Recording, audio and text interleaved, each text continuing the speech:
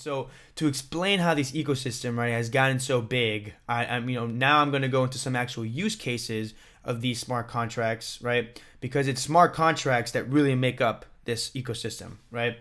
So I'll start talking mainly first, right, of how these Ethereum tokens exist, right, via smart contracts. And so Ethereum tokens are basically just different cryptocurrencies that exist within the Ethereum blockchain, right? And so basically these tokens are using a lot of the similar concepts of Namecoin, right, which I mentioned at the beginning of the video. So in a similar way that you could create these new currencies in the Bitcoin blockchain, you can create these new currencies within Ethereum, but you didn't have to, have them be backed by Ether, right? And so the developers, they were basically able to do this by creating a new smart contract account, right, that essentially serves as the central issuer of this new currency that you want to make. So it's almost like its own little ledger living within Ethereum, and where it can manage transactions on the tokens. It can keep a balance of the accounts that hold the token. So similar to our casino analogy, right, where the casino is this central issuer that's facilitating the transfer of these chip tokens that are backed by cash. In the in Ethereum, it's the smart contract account who is facilitating all of the trading of this new currency. But the smart contract account can also control other features of the currency, right? It can show you how many tokens exist, how they're being distributed to the different wallets in the blockchain. And this slide here is actually a snippet of code, and this is actually what the smart contract accounts look like, right? So developers, they put together this thing called ERC-20 standard, right? And this is basically a standard that tells developers, if you want to create a token on the Ethereum blockchain in a safe way, use this ERC-20 standard, right? Use this lines of code. And that's what all these Ethereum tokens that exist are, right?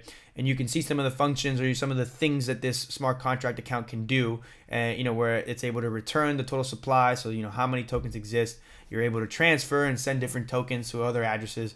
And this is how you're able to really quickly just create your own currency in Ethereum, right?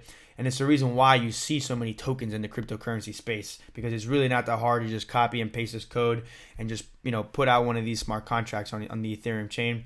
All of a sudden you have a new currency that you can trade. And people even made these different user interfaces to let even non-developers build and create their own tokens. So you can see here, create a total supply, put a name to it, create your own cool little symbol. And when you hit create token, this essentially creates a new contract account that manages the transferring and the distribution of this currency. But what's interesting is that because these smart contract accounts are on this public ledger, anyone can go in and look at the actual code that the developer put together, right? So you can do your due diligence on these different currencies and Ethereum tokens that are out there. And so this screenshot here just shows the recent transactions of this Chainlink ERC-20 token.